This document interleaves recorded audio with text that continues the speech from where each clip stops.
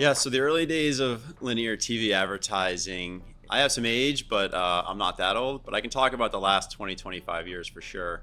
From my standpoint, early days of TV advertising, there was a belief that obviously television worked and the planning process was very deliberate. Those plans were developed with a lot of strategy in mind and delivered to the TV buyers who executed buys across the networks. And it was a pretty much a set it and forget it type of medium that allowed for a lot of thinking up front, typically based on new creative schedules. And that kind of process led to, I would say, a fair amount of inefficiency, a fair amount of waste, especially as it relates to how people actually watch TV, the target audiences they were actually planning against, and what ultimately the present day now has to offer TV advertisers. So the early days, obviously television was super important. It was the medium that drove the business.